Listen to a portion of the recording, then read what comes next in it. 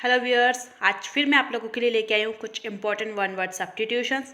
इससे पहले भी मैं इसके ऑलरेडी 3 पार्ट अपलोड कर चुकी हूँ, तो अगर आपने वीडियो नहीं देखा हो तो आप इसकी प्लेलिस्ट देख सकते हैं वन वर्ड सब्स्टिट्यूशंस के नाम से। तो गाइस चलिए शुरुआत करते हैं हमारे आज के पहले क्वेश्चन के साथ। तो आज का हमारा पहला क्वेश्चन है animals that feeds on plants, मतलब कि ऐसे जानवर जो कि पेड़ पौधे खाकर जीवित रहते हैं, उन पर अपनी जीवनी आधारित करते हैं, उन्हें अपन एक शब्द में क्या कहेंगे। यहाँ पे हमारा पहला ऑप्शन है कार्निवोरस। कार्निवोरस वो जीव होते हैं जो कि किसी का मांस खाकर जीवित रहते हैं, जिन्हें अपन कह सकते हैं मांसाहारी। तो कार्निवोरस मतलब मांसाहारी। ऑप्शन नंबर बी है हर्बीवोरस। हर्बीवोरस मतलब होता है शाकाहारी या फिर वनस्पति जीव, वो जीव जो कि पेड़ पौधे आदि खाकर अपना जीवन गुजारते हैं। तो हमारे क्वेश्चन नंबर 1 का बिल्कुल करेक्ट आंसर बनेगा ऑप्शन नंबर बी हर्बीवोरस, मतलब कि शाकाहारी।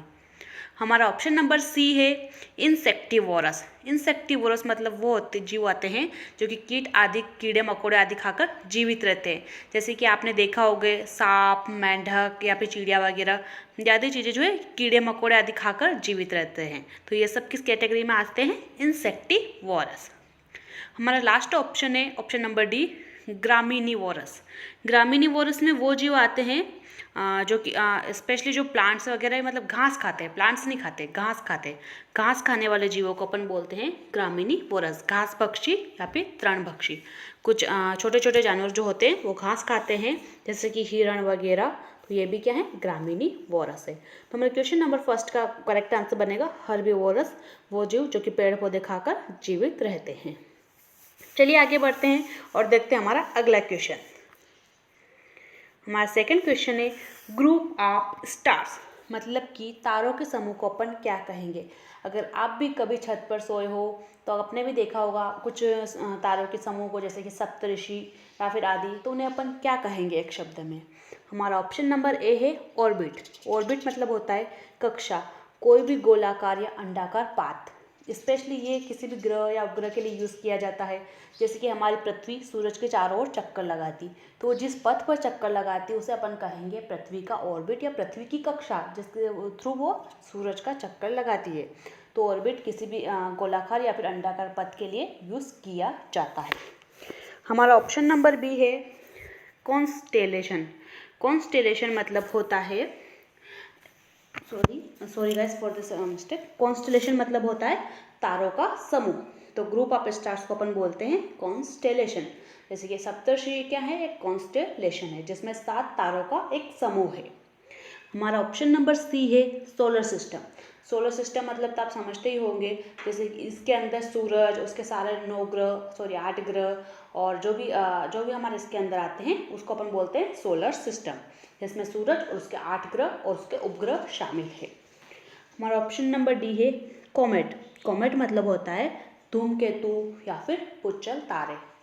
इस धूमकेतु आप समझते होंगे, धूमकेतु स्पेशली मंगल ग्रह और शुक्र ग्रह के बीच में पाए जाते हैं। ये कभी कभी अपनी इस कक्षा से बाहर निकलकर पृथ्वी के वायुमंडल में प्रवेश कर जाते हैं। ज़्यादातर तो ये जल जाते हैं और कभी कभी नहीं भी जलते हैं तो हमारे पृथ्वी के ऊपर आकर गिर जाते हैं, जिससे काफ़ी नुकसान भी होता है। जैसे कि महाराष्ट्र की जो लोनावला झील है वो किसी धूमकेतु के गिरने से ही बनी हुई है। तो ये भी आपके लिए इंपॉर्टेंट क्वेश्चन है एग्जाम के थ्रू।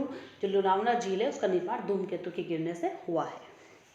तो गाइस हमारा क्वेश्चन नंबर 2 था ग्रुप ऑफ स्टार्स, तारों के समूह को अपन कहते हैं कॉन्स्टेलेशन। कॉन्स्टेलेशन मतलब कि ग्रुप ऑफ स्टार्स। चलिए बढ़ते हैं नेक्स्ट क्वेश्चन की ओर, जो कि है use of force or threat someone to get agree on something, मतलब किसी को जोर जबरदस्ती करके धमका कर किसी बात के लिए मनवाना, उससे अपन क्या कहेंगे। यहाँ पे जो वर्ड यूज हुआ है फोर्स, उसका मन होता है बल, ताकत। थ्रेट्स मतलब किसी को धमकाना, एग्री मतलब किसी बात के लिए मनवाने के लिए। तो किसी इंसान को जोर जबरदस्ती धमका कर उसे किसी बात के लिए मनवाना, उससे अपन क्या कहेंगे। तो यहाँ पे हमारा ऑप्शन नंबर ए है कैजोलमेंट। कैजोलमेंट मतलब होता है चापलूसी करना, मक्खन लगाना, किसी को अपनी बातों में फुसलाना, उसकी तारीफ करना झूठी मूठी ताकि वो हमारी बात मान जाए, तो उसे अपन कहते हैं केजलमेंट। ये भी एक तरह से धोखा देना ही है, क्योंकि किसी को आप झूठ बोल रहे हो, मक्खन बोल रहे हो, कर लगा रहे हो, उसकी झूठी तारीफ कर रहे हो ताकि वो आपकी बात मान जाए, तो केजलमेंट का यूज़ भी आप धोखा देने के लिए कर सकते हो। हमारा ऑप्शन नंबर बी है कन्फेशन।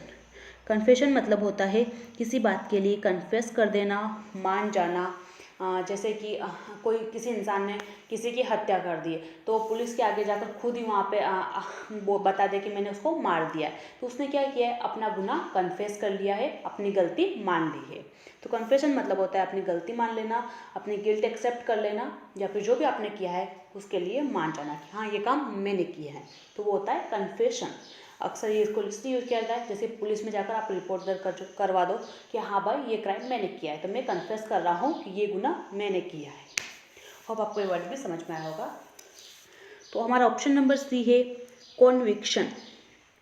कॉन्विक्शन मतलब होता है न्यायालय द्वारा अपराधी ठहराए जाने की क्रिया, उसे अपन बोलते हैं कन्विक्शन। जैसे कि दोष सिद्धि करना, कोर्ट में कोई केस जाता है तो कोर्ट उसको देखता है कि ये अपराधी है या नहीं है, तो वो जो पूरी प्रक्रिया होती है उसे अपन बोलते हैं कॉन्विक्शन। न्याय देने की जो प्रक्रिया होती है कि अगर हाँ ये अपराधी है तो इसको अपराधी ठहराने की, तो कॉन्विक्शन मतलब होता है न्यायालय द्वारा अपराधी ठहरा जाने की क्रिया, जिसे अपन कहते हैं दोष सिद्धि। हमारा लास्ट ऑप्शन है ऑप्शन नंबर डी कोर्शन।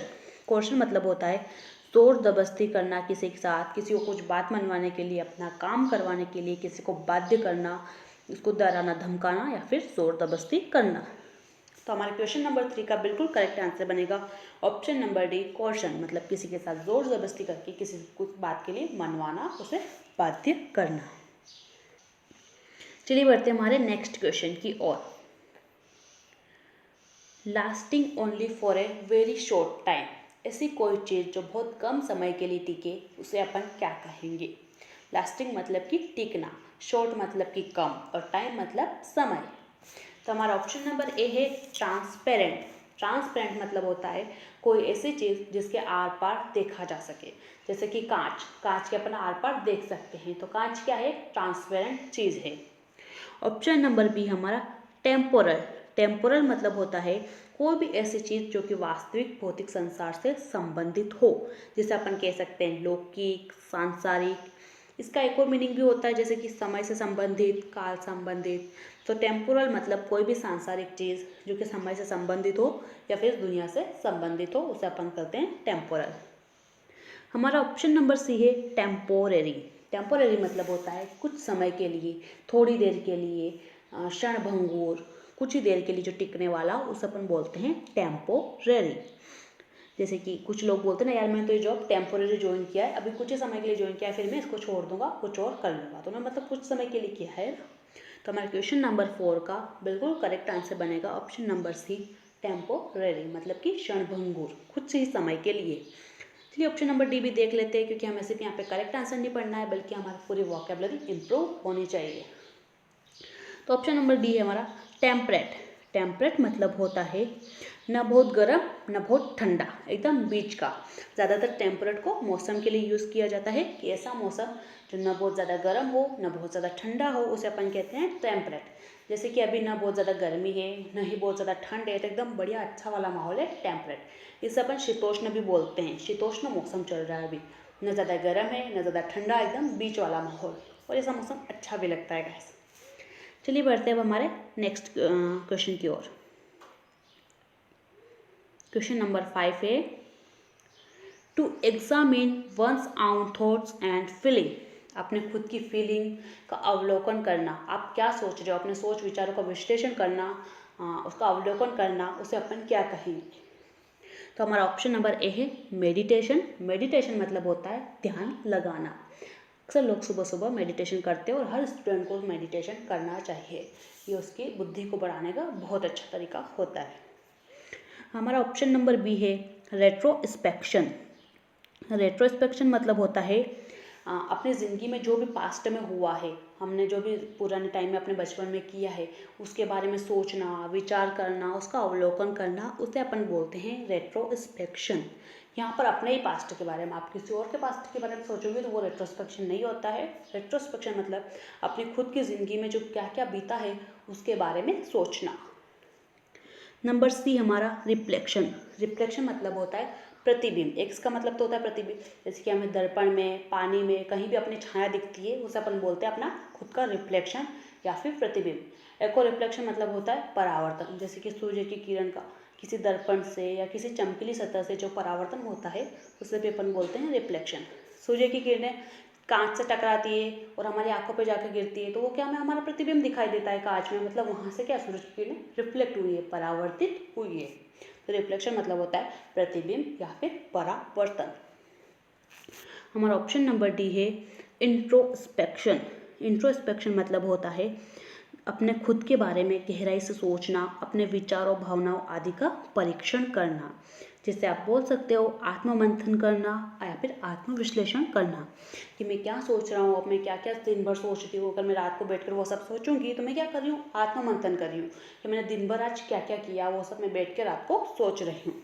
तो इंट्रोस्पेक्शन मतलब होता है आत्ममंथन करना या फिर आत्मविश्लेषण करना। तो हमारे क्वेश्चन नंबर 5 का बिल्कुल करेक्ट आंसर बनेगा option number D, introspection. Introspection मतलब कि आत्ममंथन करना, आत्मविश्लेषण करना, अपने विचारों, भावनाओं के बारे में गहराई से सोचना। चलिए बढ़ते हैं नेक्स्ट क्वेश्चन की ओर। तो हमारा क्वेश्चन नंबर 6 है that which can not be avoided. मतलब कि ऐसी कोई चीज़ जिसे आप अवॉइड नहीं कर सकते हो, बिल्कुल भी नज़रअंदाज नहीं कर सकते हो, उसे अपन क्या कहेंगे। यहाँ पे हमारा ऑप्शन नंबर ए है इनइविटेबल।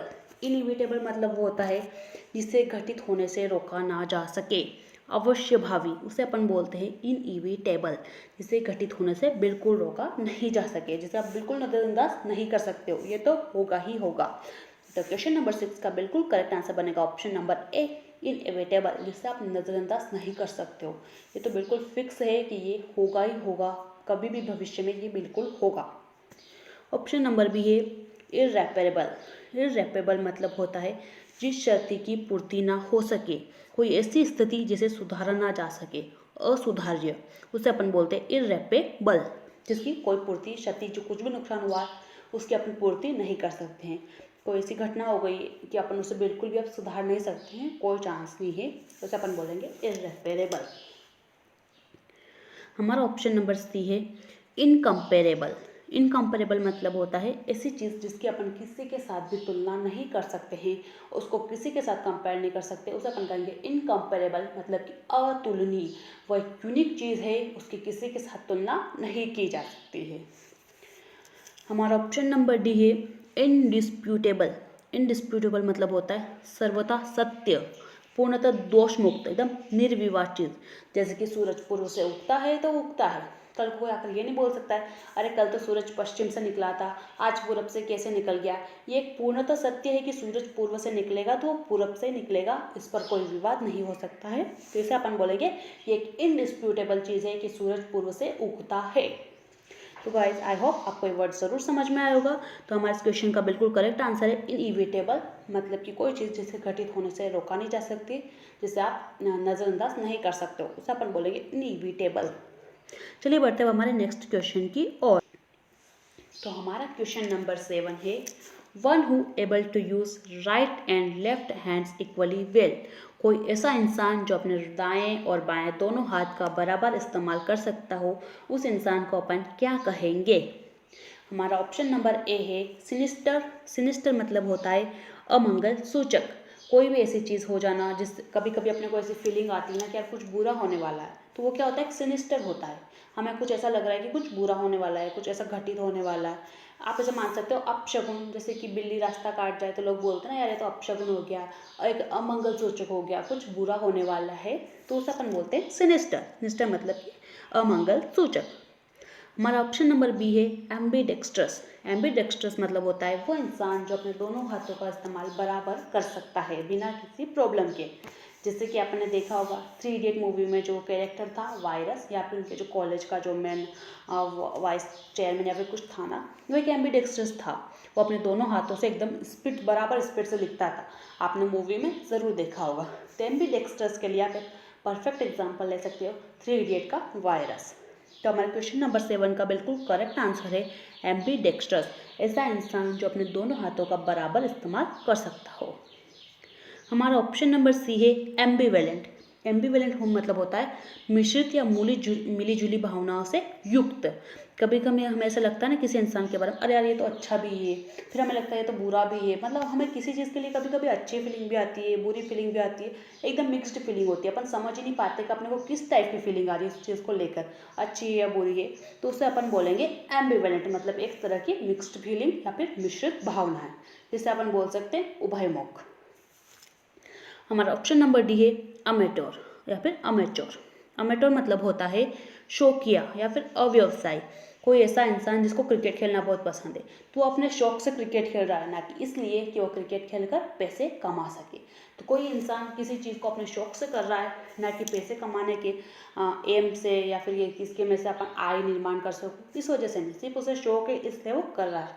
जैसे किसी ने किसी चीज़ का बिजनेस डाल दिया क्योंकि उसको उसका शौक था, ना कि इसलिए कि मैं इससे पैसे कमाकर बड़ा आदमी बन सकूँ इसलिए।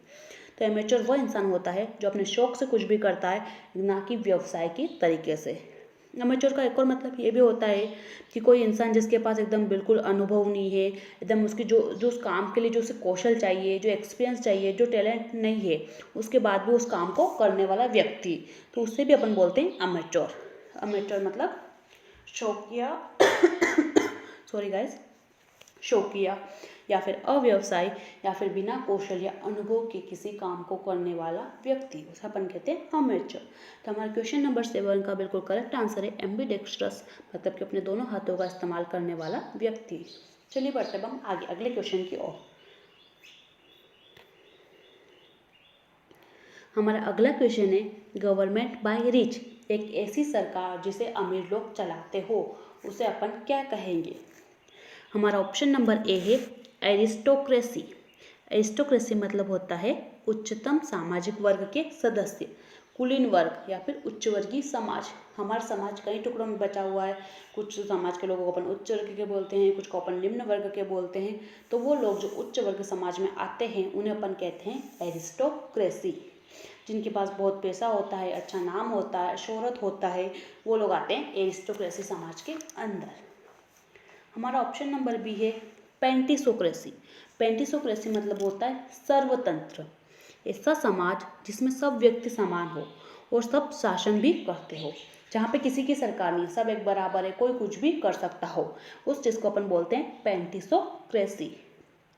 हमारा ऑप्शन नंबर सी है प्लूटोक्रेसी। प्लूटोक्रेसी मतलब होता है धनिक तंत्र, मतलब कि अमीर लोगों का राज, ऐसा जगह जहाँ पे अमीर लोग कोई भी फैसला करते हैं कि नहीं ऐसा होगा और गरीबों को वो मानना पड़ता है, उनके हिसाब से चलना पड़ता है, उसे अपन कहते हैं प्लूटोक्रेसी।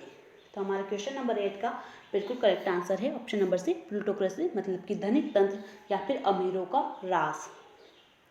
हमारा ऑप्शन नंबर डी है ओलिगार्ची। ओलिगार्ची मतलब होता है कुलीन तंत्र, कुछ स्पेशल लोग, कुछ कितने ही लोग हैं जो कि किसी देश पे या किसी जगह पे राज करते हो। जैसे कि अपन देखते हैं इंग्लैंड में, वहाँ का राज परिवार ही उस पूरे देश को चला रहा है, इंग्लैंड को। तो वो क्या, एक ओलिगार्ची सिस्टम है, एक कुलीन तंत्र है, सिर्फ उन्हीं के परिवार का कोई बेटा अगला राजा बनेगा, फिर राजा बनेगा, और वही लोग मिलकर पूरे देश को चला रहे हैं। मतलब वहाँ पे क्या चल रहा है, एक कुलीन तंत्र चल रहा है, सिर्फ एक स्पेशल लोग, कुछ ही लोग मिलकर पूरे देश को चला रहे हैं, वो होता है ओलिगार्ची। तो गाइस हमारा क्वेश्चन नंबर 8 का आंसर बनेगा option number c plutocracy. Plutocracy मतलब होता है अमीरों का राज या फिर धनिक तंत्र। चलिए बढ़ते हैं नेक्स्ट क्वेश्चन की ओर, जो कि है मर्डर ऑफ मैन, किसी इंसान की हत्या कर देना, उसे अपन क्या कहेंगे। Option number A regicide. Regicide मतलब होता है राजा की हत्या कर देना। Option number B fratricide. Fratricide मतलब होता है भाई की हत्या करना। Option number C homicide. Homicide मतलब होता है किसी भी इंसान की हत्या कर देना, नर हत्या। इंसान में या तो कोई स्त्री भी आ सकता है, पुरुष भी आ सकता है, उसे अपन कहते हैं होमिसाइड। ऑप्शन नंबर डी है जेनोसाइड। जेनोसाइड मतलब होता है किसी विशेष प्रजाति, धर्म आदि के लोगों की सामूहिक हत्या करना, एक साथ किसी स्पेशल धर्म के लोगों को, जैसे कि कोई भी धर्म आप ले सकते हो, मैं यहाँ का किसी का नाम नहीं लूँगी, अगर किसी ने उन सब की हत्या कर दी तो उन्होंने क्या किया, जेनोसाइड किया है। जिसे अपन बोल सकते हैं नरसंहार किया है, किसी विशेष प्रजाति या धर्म आदि के एक साथ सबकी हत्या कर देना, उसे अपन कहते हैं जेनोसाइड। तो क्वेश्चन नंबर 9 का बिल्कुल करेक्ट आंसर बनेगा होमिसाइड। होमिसाइड मतलब होता है नर हत्या करना, किसी मानव की हत्या कर देना। उस मानव में कोई भी हो सकता है, इंसान स्त्री भी हो सकता है, पुरुष भी हो सकता है, मेल या फीमेल दोनों हो सकते हैं। तो होमिसाइड मतलब किसी की भी हत्या करना, मानव की। चलिए बढ़ते हैं हम क्वेश्चन नंबर 10 की ओर। A disease that spreads over a large area, एक ऐसी बीमारी जो किसी एक बड़े एरिया में फैल चुकी हो, उसे अपन क्या कहेंगे? हमारा ऑप्शन नंबर ए है एकेडमिक। एकेडमिक मतलब होता है शैक्षणिक क्षेत्र से जुड़ा हुआ, शिक्षा से जुड़ा हुआ, उसे अपन कहते हैं academic. Option number b invincible. Invincible होता है अपराजय, अजय, ऐसा इंसान जिसे कोई नहीं हरा सकता है, ऐसा इंसान जो बहुत ताकतवर है, उससे कोई नहीं लड़ सकता, उसे कोई नहीं हरा सकता है, उसे अपन बोलते हैं इनविंसिबल। हमारा ऑप्शन नंबर सी है एपिडेमिक। एपिडेमिक वो बीमारी होती है जो कि एक लार्ज या फिर एक बड़े एरिया में फैल चुकी होती है। जैसे कि कोई बीमारी है जो कि सिर्फ मध्य प्रदेश में फैली हुई है, पूरे भारत के एक मध्य प्रदेश इलाके में फैली है, मतलब एक मध्य प्रदेश भी एक बहुत बड़ा इलाका है ना भारत का, तो सिर्फ इतने इतने इलाका में फैली हुई है, तो वो क्या एपिडेमिक है। जैसे कि कोरोना पहले सिर्फ चाइना में था, तब वो क्या थी एपिडेमिक, मतलब एक लार्ज एरिया में फैली हुई थी। उसके बाद वो पूरे विश्व में फैल गई तो एक पैंडेमिक बन गई, पूरे विश्व में फैली हुई बीमारी, उसको अपन बोलते हैं महामारी। एपिडेमिक भी मतलब महामारी होता है, पर ऐसी चीज़ जो कि सिर्फ एक लार्ज एरिया में फैली हो, उस एरिया से बाहर नहीं हो। पैंडेमिक वो होती है जो पूरे विश्व में फैली हुई हो, उस महामारी को अपन पैंडेमिक बोलते हैं। ऑप्शन नंबर डी हमारा इनकोरिजिबल। इनकोरिजिबल मतलब होता है असुधार्य, जिसे सुधारा ना जा सके। इनकोरिजिबल को स्पेशली किसी भी इंसान या व्यक्ति के बिहेव, उसके आचरण के लिए यूज़ किया जा सकता है। अगर किसी इंसान का व्यवहार इतना बुरा हो कि उसे सुधारा ना जा सके, बिल्कुल असुधार्य, उसे अपन बोलते हैं इनकोरिजिबल। तो हमारे क्वेश्चन नंबर 10 का बिल्कुल करेक्ट आंसर है एपिडेमिक। एपिडेमिक एक ऐसी महामारी होती है जो कि लार्ज एरिया में या कि विस्तृत क्षेत्र में फैल चुकी होती है। तो गाइस ये थे हमारे आज के कुछ क्वेश्चंस। आई होप आपको वीडियो समझ में आया होगा, और प्लीज़ इन जो भी मैं आपको पढ़ा रही हूँ उसको बार बार रिपीट करिए, तभी आपको याद रह पाएंगे। अदरवाइज आज पढ़ेंगे, कल आप इसे भूल जाएंगे। तो रिपीटेशन बहुत बहुत ज़्यादा ज़रूरी है। तो आई होप गाइस आपको मेरा वीडियो पसंद आया होगा। Thank you so much for watching. मिलते हैं मेरे नेक्स्ट वीडियो में, तब तक के लिए बाय बाय, टेक केयर।